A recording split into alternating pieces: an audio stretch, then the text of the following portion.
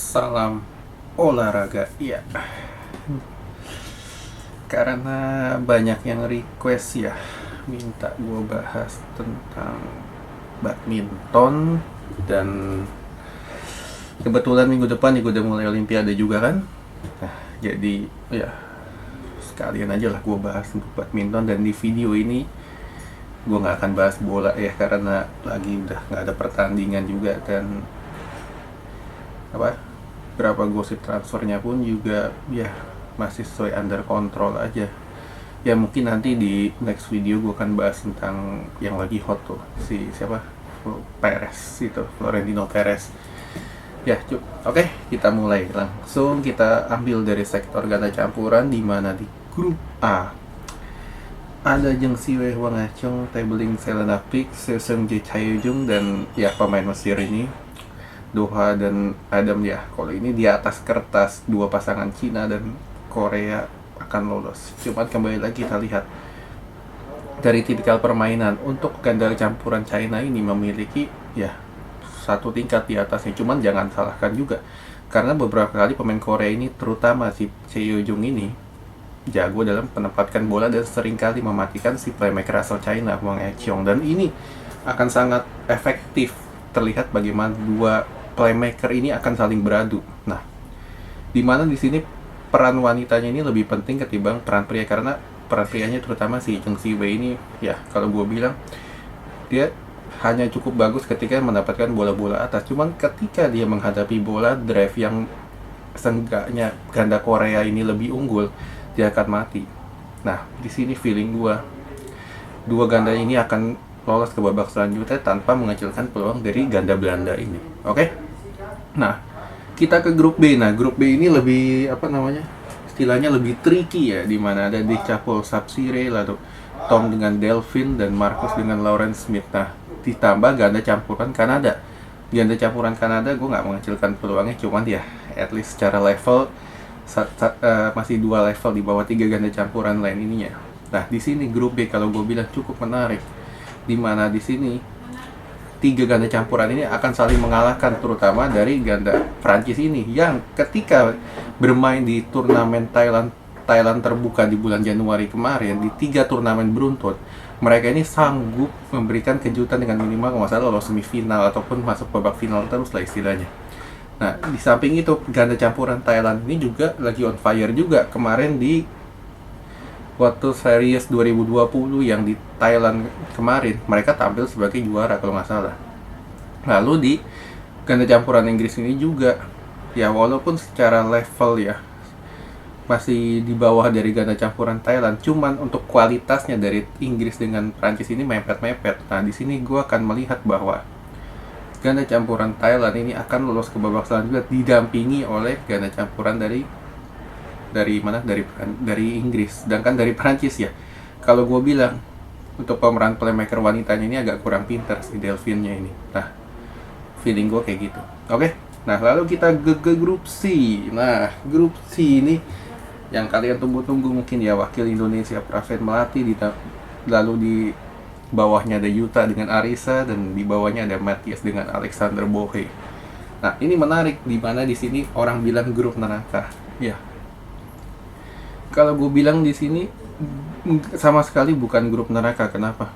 Karena ganda campuran dari Indonesia dan dari Jepang ini masih satu level di atas ganda campuran Denmark. Kalau misalkan kalian orang bilang ya Denmark ini jago bela segala macam, Denmark sejak ditinggal oleh playmaker ya, terutama wanitanya, nggak ada Christina dan Camilla, nggak ada yang bisa jago pegang bola di depan, istilahnya nggak ada yang bisa buka ruang.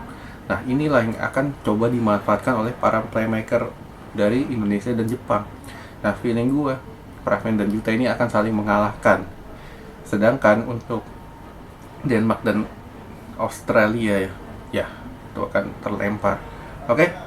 Lalu kita ke grup D. Ada Wang Ili, Huang Dongping, Maklakus Isabel dari Jerman, lalu Tang Chuman Seng dari Hong Kong, lalu ada Chan Pengsun Go Liu Ying dari Malaysia. Inilah yang kalau gue bilang grup menarik. Kenapa? 4 pemain ini kualitasnya sama, di mana ganda campuran China ini Cina ini lagi menurun.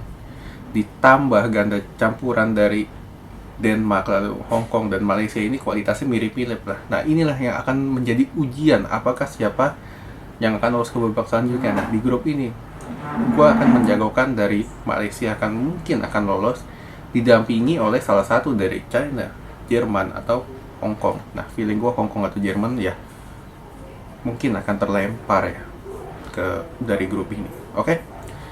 Lalu kita ke sektor lainnya. Dari tadi udah di sektor ganda campuran, dan kita ke sektor selanjutnya. Sektor apa ini? Oke, dari ganda putri ya. Ganda putri mungkin kalau misalkan orang bilang ya ini sektornya Jepang banget ya, karena Jepang meloloskan 2 wakil di sini, lalu Korea juga 2 wakil, China 2 wakil. Cuman wakil dari ya mungkin yang mendekati kualitas dari Jepang ini mungkin Korea ya. Sisanya dari Cina dan Indonesia ya mungkin masih jauh levelnya. Ya, kita lihat dari grup A, Sayaka Yuki, lalu Apri Gracia, Chloe Lauren, dengan dari Malaysia Chomekon Limengyan. Ya ini masih, kalau gue bilang grup ini mutlak dari Jepang dan Indonesia, karena 2 level dari Inggris dan Malaysia ini masih di bawahnya. Lalu kita ke grup B. Grup B ini mutlak banget kalau gue bilang. Ada Mayu Wakana, lalu pemain Mesir, lalu ada dari Kanada Kristen dan Rahel, lalu dari Belanda Selena dan Cheryl. Nah ini kalau gue bilang, kalau ganda putri di atas kertas ini kualitasnya ya kalau gue bilang sesuai dengan penggambarannya lah. Jadi secara singkat aja gue gambarkan di grup B, Jepang dan Belanda yang lolos. Di grup C, nah grup C ini juga sama, di mana ganda campuran Korea Lee So Yi Shin Seung Chan akan lolos didampingi oleh Duyue Lee Yunvik. Nah di sini kuda hitamnya siapa? Kuda hitamnya mungkin dari Denmark, dari Maiken dan Sarah ini, di mana untuk pemain Denmark ini pintar dalam memainkan algoritma, sedangkan ganda campuran Cina ini masih hijau lah istilahnya, dan ini juga merupakan olimpiade pertama mereka. Nah di sini gue menjagokan Korea dan Denmark yang akan lolos. Oke.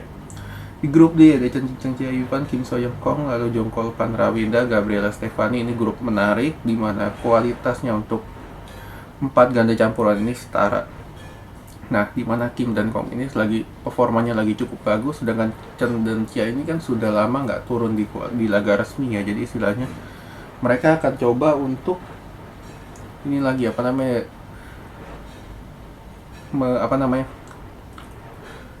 mencoba untuk merasakan lagi lah feel-nya kayak gimana. Mungkin mereka masih belum dapat, dan feeling gue di sini mungkin yang akan lolos adalah dari Korea dan dari Thailand, karena Thailand jangan lupa di belakangnya ada Rexy Mainaki. Itu pelatihnya ini cukup menarik, dan dia ini seringkali mengeluarkan magic-magicnya di kualitas di laga-laga yang penting lah, tanpa mengecilkan dari kualitas pemain China ini. Oke. Lalu kita ke grup grup sektor. Kita akan melihat dari sektor kita ke tunggal dulu. Tunggal putri sebenarnya kalau gue lihat dari susunan grupnya aja, kalau gue bilang, karena untuk sektor tunggal dan ganda ini berbeda ya, dimana dari tunggal ini kalau nggak salah ada 32 yang lolos, jadi grupnya ini lebih banyak, dan satu grup hanya berisi 3 pemain saja, dan 3 pemain ini kualitasnya jomplang antara unggulan pertama sampai 16 dengan unggulan bawahnya. Jadi mungkin nanti gue akan tampilkan bagannya doang, dan ya mungkin ya menuruti seat dari 1 sampai 16 ini mungkin akan lolos ke babak selanjutnya juga, kalau misalkan nggak ada yang lain-lainnya, karena dari satu grup ini kalau nggak salah cuma diambil 1 doang kan untuk lolos. Oke. Lalu kita ke sektor tunggal putra. Ya, tunggal putra pun sama ya. Kalau gue lihat dari susunan grupnya pun sama.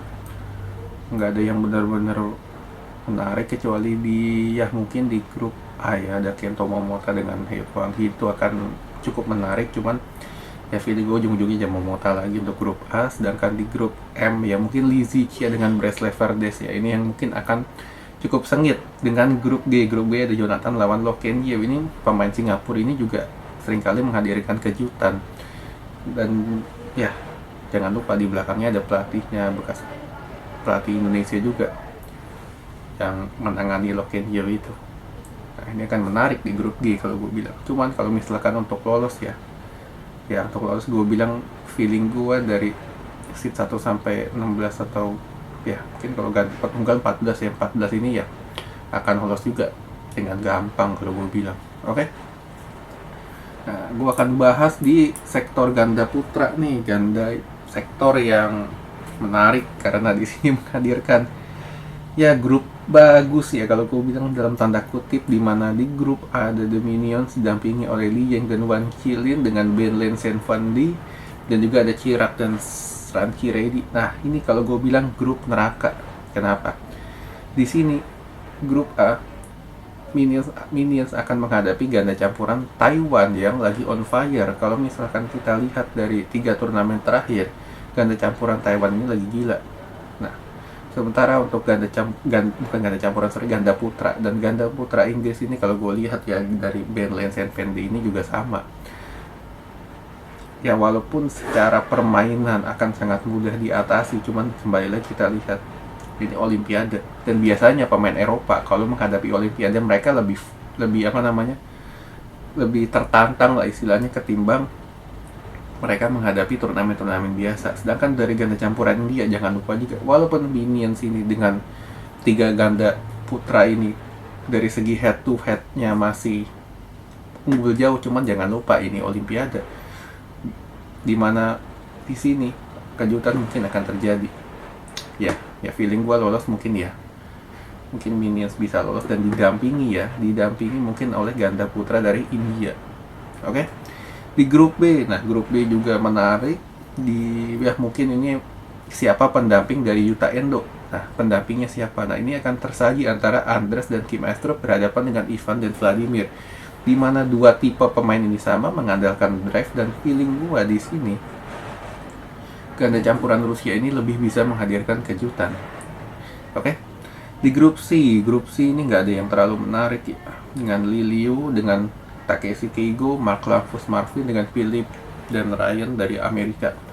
Nah, di sini siapa yang akan lolos ya? Yang akan lolos sudah jelas 2 teratas dari China dan Jepang, karena dari segi kualitas dan juga dari segi permainan ganda putra dari Jerman dan Amerika ini masih jauh levelnya.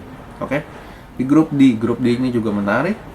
Kualitasnya sama di antara The Daddies dan Aaron dengan Sahuoyik, lalu Choi Seul-gi, Seo Seung-jae. Nah, ini menarik di mana di sini pertarungan akan sengit terjadi. Dan di sini feeling gua kalau misalkan dari antara Daddies, lalu Aaron dari Malaysia dan Choi Seul-gi dari Korea ini, kalau misalkan salah satu dari mereka ya ini bisa menang terlebih dahulu ketika mereka saling berhadapan, itu lebih memiliki peluang lebih besar, karena di sini feeling gua peluangnya masih 50-50 juga di antara ketiga pemain ini. Oke? Sekian dulu.